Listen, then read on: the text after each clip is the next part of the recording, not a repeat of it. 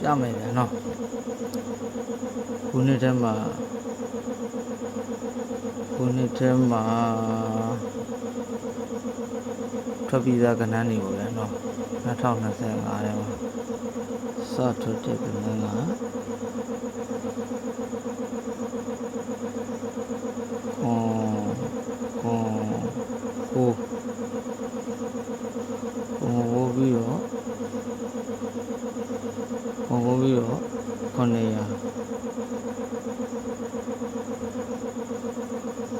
က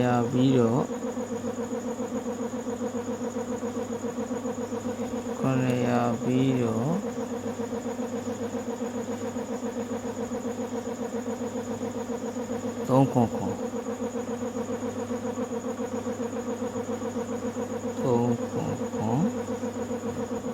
900ပြီးတော့300ပြီးတော့563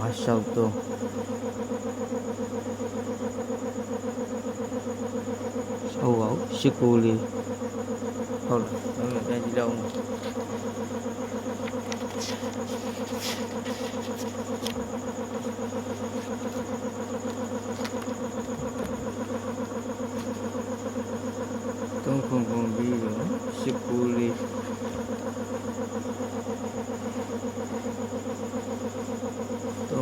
ပြီးတော့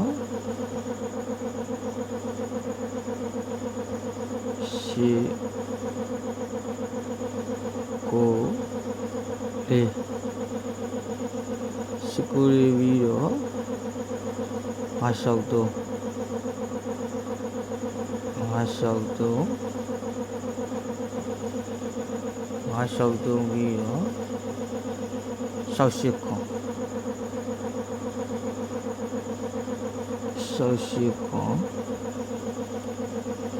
68ခွန်ပြီးတော့2ခွန်68ခွန်ပြီးတော့2ခွန်ပြီးတော့338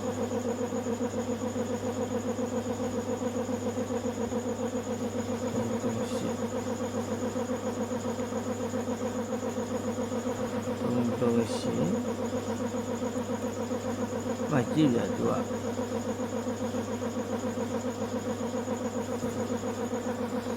ဘောကတော့ကြားတယ်လို့အောင်မရဘူးနော်ရဲရုံဆိုးလို့ထင်တယ်ကျွန်တော်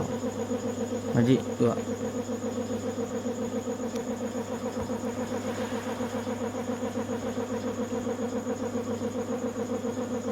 ခွန်ထိတ်ဒီခွန်ထိတ်ကတပင်ကျော်ကိုခွန်ခါ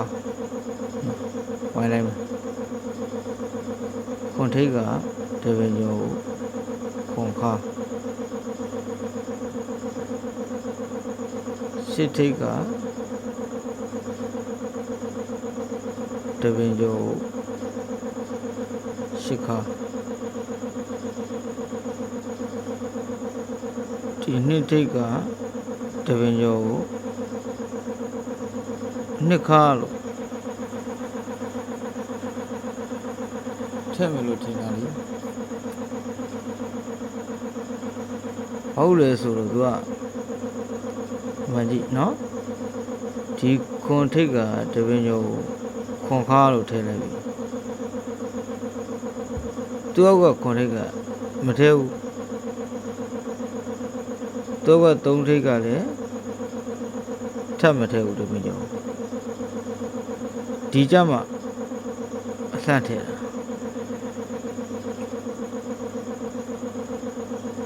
သူက9ထိတ်ကလည်းတပင်ကျော်ကို5ခါလို့မထည့်ဘူး6ထိတ်ကလည်း6ခါလို့မထည့်ဘူးဒီကြမှာလိုထည့်မယ်လို့ထင်တာလေခွန်ထိတ်ကတပင်ကျော်ခွန်ခါတပင်2ပင်ကျော်ရှစ်ထိတ်ကတပင်ကျော်8ခါတပင်2ပင်ကျော်နှစ်ထိတ်ကတပင်ကျော်2ခါ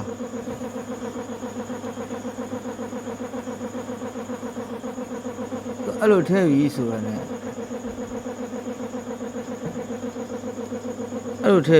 သူဒီလေးလုံး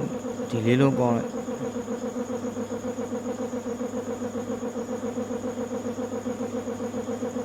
ဒီလေးလုံးပေါင်းလိုက်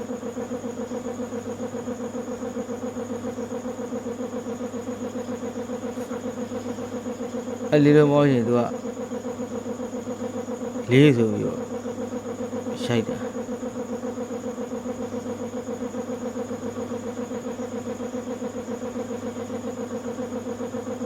ဒီမှာလည်းပဲအဲ့လိုပဲသူကဒီလေးလုံးပေါင်းလိုက်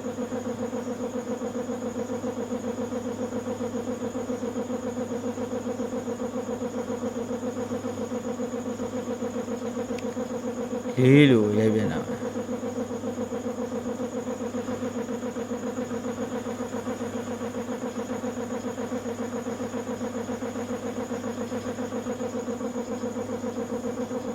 ဒီမှာလည်းပဲသူအဲ့လိုလေးလိုရိုက်မယ်ဆိုရင်သုံးမြတ်ကပ်ပေါ့ဗျာတော့ဖမ်းကြည့်ရတာပေါ့ကိုလည်းအတိအကျကြီးတော့ပဲပြောနိုင်မှာဖြစ်လာခဲ့မယ်ဆိုရင်တော့ပေါက်ပေါ့ဗျာ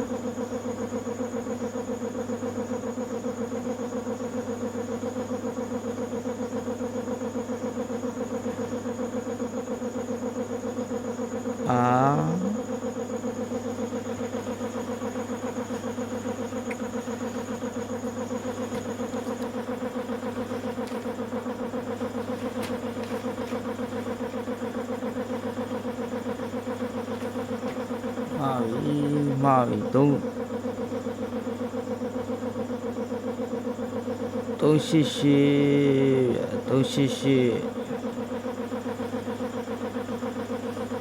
388ကြီးလောက်ထားပြန်တာအဲ့တော့မှသူကဘယ်နော်ဒီလေးလုံးပေါင်းရင်ဒီလေးလုံးပေါင်းတော့ဒီလေးလုံးပေါင်းရင်လည်းဆိုလို့ရှိရင်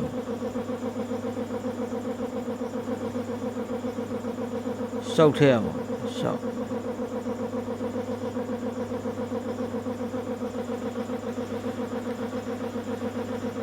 ရှောက်ထည့်ရမှာအလေးလုံးမှာသူက4လို့ဖြစ်မှာ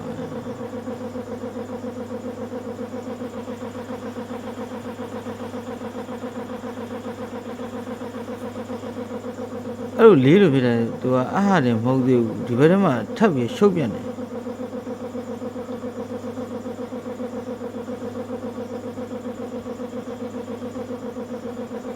ဒီမှာထပ်ပြီးရှုပ်ပြန်တယ်လို့ရှုပ်ပြန်တယ်ဆိုတာ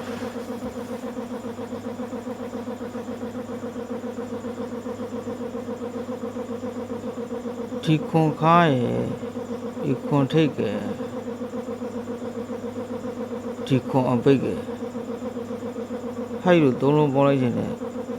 တစ်ဆိုပြီးပြန်ရှုပ်ပြန်တယ်သူက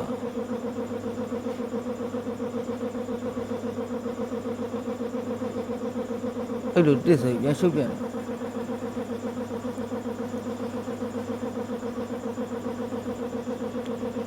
ဒီအောက်မှာလည်းအဲ့လိုပဲသူကကိုခါရဲ့မဟာထိတ်ကခွန်အပိတ်ကလေးရဲ့အဲ့3လုံးလည်းပဲတစ်ဆိုပြီးပြန်ရှုပ်ပြန်တယ်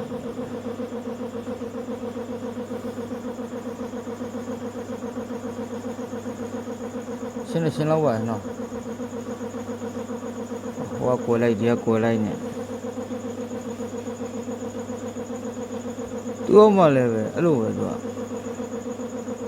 နှစ်ခါရဲ့3ထိတ်ကရှောက်အပိတ်ကတေးလို့သွားပြီးတော့တိုက်နေတယ်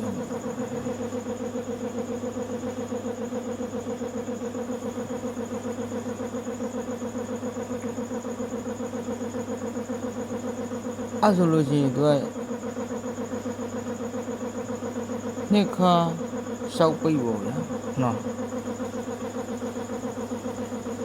နှစ်ခါရှောက်ပိတ်ဆိုလို့ရှိရင်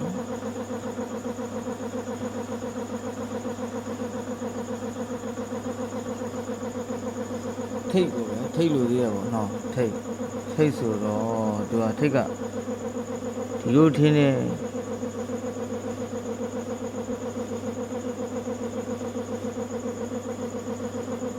ရှေးပေါင်းခွန်အဲ့ရှေးပေါင်းခွန်ကဒီသုံးလုံးကိုခွန်ထားပြန်တယ်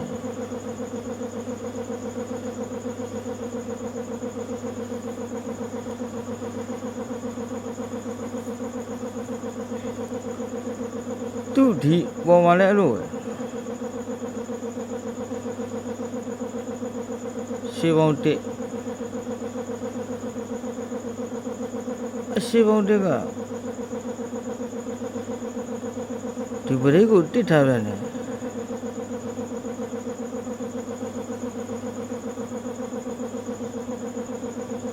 ဒီမှာလည်းအဲ့လိုဆက်ဖြုံးမှဆိုရင်ရှေးပေါင်းတစ်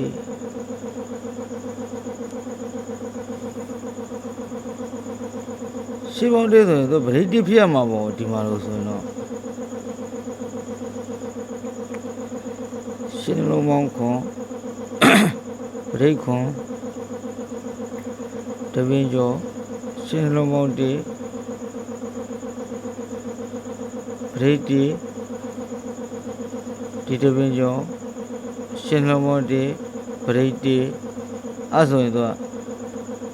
ပရိတ်တစ်ဖြစ်ဖို့ဆိုတော့သုံးမထည့်ရတော့မှာပေါ့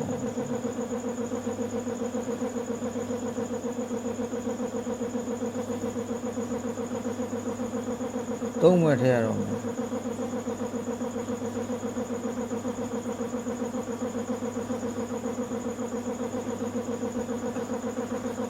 သုံးမဲ့ထည့်ရတော့မယ်ဆိုတော့သုံးနှစ်လျှောက်ပေါ့နော်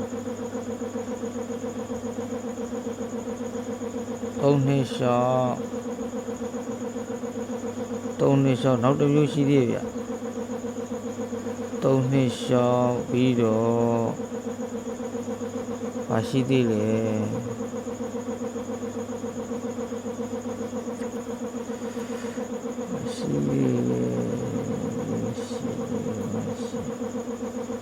ရှိဆိုလို့ရှိပေါင်းခွန်ဆို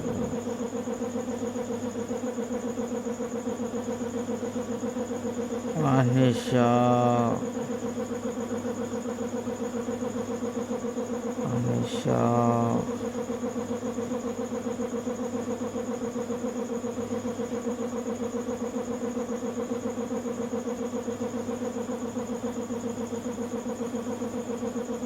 ဟုတ်တယ်နှစ်ကွက်ဒါတော့ထဲပေါ့ဗျာဒါတော့ထဲထိုးဒါတော့ရန်ထိုးပေါ့900 1000နှစ်ကွက်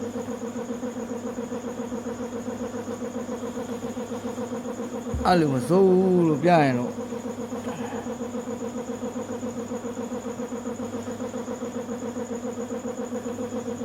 ဒီ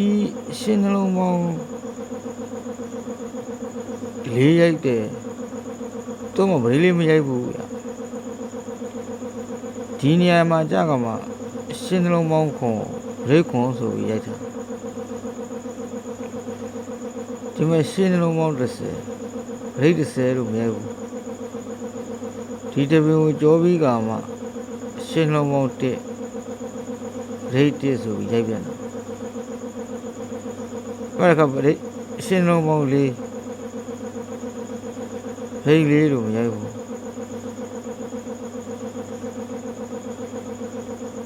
ဒီတပင်ကိုကြောပြီးကမှရှင်းနှလုံးပေါင်း1ရိတ်1ရိုက်မယ်လို့ထင်တာပေါ့ဗျာနော်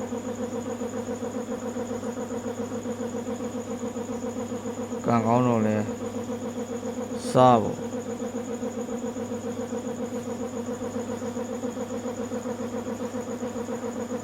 အားလေးပါအားလေးပြရင်တော့